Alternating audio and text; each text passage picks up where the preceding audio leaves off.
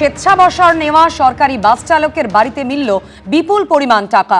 বীরভূমে পাথর ব্যবসায়ীর আত্মীয়ের বাড়িতে টাকার সঙ্গে মিলেছে টাকা গোনার মেশিনও। দেখতেই পাচ্ছেন, টাকা গোনার মেশিনও উদ্ধার হয়েছে স্বেচ্ছাবসর নেওয়া সরকারি বাস চালকের বাড়ি থেকে। আজ সকালেই সেখানে তল্লাশি অভিযান চালান তদন্তকারী আধিকারিকরা।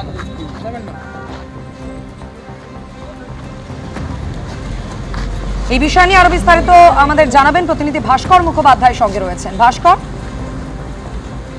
দেখো, আজ ভোর রাতে মোহাম্মদবাজার থানার দেউচা গ্রামের বাস স্ট্যান্ডে সেখানে মিনার মন্ডলের বাড়িতে পুলিশ তল্লাশি শুরু করেছে। প্রায় 7 থেকে 8 গাড়ি পুলিশ যায় এবং এই বাড়িতে তল্লাশি শুরু করে এখনো পর্যন্ত সেই তল্লাশি চলছে। এবং আমরা যেটা জানতে পারছি যে এই বাড়ি থেকে বিপুল পরিমাণ টাকা উদ্ধার হয়েছে এবং টাকা গোনার মেশিনও সেখান থেকে উদ্ধার হয়েছে বলে পুলিশ সূত্রে জানা যাচ্ছে।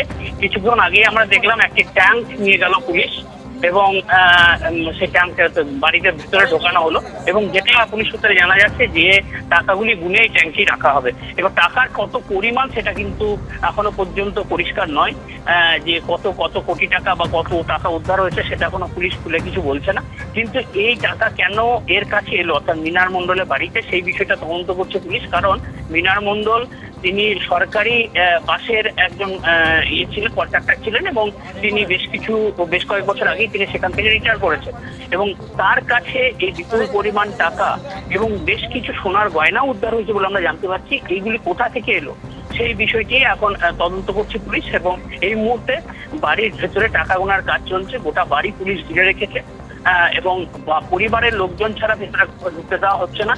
এবং এই টাকার একটা জানা যাচ্ছে যে এখানে একজন বিখ্যাত পাথর ব্যবসায়ী যিনি রয়েছেন, যিনি মূলত এই পাথরে যে ডিসিআর হয় অর্থাৎ ট্যাক্স তোলা হয়, যেটা তিনি প্রায় গত 12 বছর থেকে 13 বছর ধরে এই বীরভূমে ট্যাক্স তুলছেন এবং সেই ব্যবসায়ীরই আত্মীয় হচ্ছে এই মিনার মন্ডল। এবং সেখানে একটা সন্দেহ জানছে যে সেই ব্যবসায়ীর টাকা এর ঘরে ছিল কিনা, সেটাও এখন জানার চেষ্টা করছে পুলিশ। এই মুহূর্তে এখন তল্লাশি চলছে বাড়ির ভেতরে। অবশ্যই তল্লাশির দিকে আমাদের নজর থাকবে। আপাতত ভাস্কর, ধন্যবাদ। হুগলির গুরাপে গ্রেফতার তৃণমূলের গ্রাম পঞ্চায়েত প্রধান, ধৃত 2 তৃণমূল কর্মী। তাদের বিরুদ্ধে 2021-এ ভোট পরবর্তী হিংসায় জড়িত থাকার অভিযোগ রয়েছে এই 3 জনের বিরুদ্ধে, যাদের আজ আদালতে তোলা হবে। সোমনাথ মিত্র আমাদের প্রতিনিধি রয়েছেন আমাদের সঙ্গে টেলিফোন লাইনে। সোমনাথ, 3 জনকে আদালতে পেশ করা হবে, ঠিক কি অভিযোগের পরিপ্রেক্ষিতে তাদেরকে গ্রেফতার করেছে পুলিশ?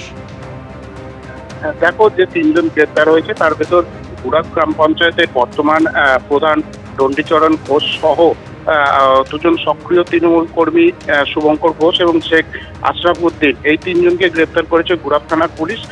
মূলত এদের বিরুদ্ধে যে অভিযোগ উঠে এসেছে সেটা জানা যাচ্ছে পুলিশ এবং বিজেপির সূত্রে, যে 2021 সালে ভোট পরবর্তী হিংসায় গুড়াপের এই এলাকায় বিজেপি কর্মীদের মারধর করা, তাদের বাড়িতে আক্রমণ, হামলা, ভাঙচুর সহ একাধিক অভিযোগ রয়েছে তাদের বিরুদ্ধে। এবং 2021 সালের ভোট পরবর্তী হিংসায় যেহেতু তারা ভয়ের পরিবেশ এবং সন্ত্রাসের পরিবেশ তৈরি হয়েছিল, তারা তখন অভিযোগ দায়ের করতে পারেননি এবং বর্তমানে রাজনীতি পরিবেশে যখন ভরসাহীন হয়েছে তখন তারা থানার দ্বারস্থ হয়েছেন এবং এই তৃণমূল নেতাকর্মীদের বিরুদ্ধে অভিযোগ দায়ের করেছে। এরপরেই পুলিশ তদন্তে নামে এবং নেমে এই 3 জনকে গ্রেপ্তার করেছে।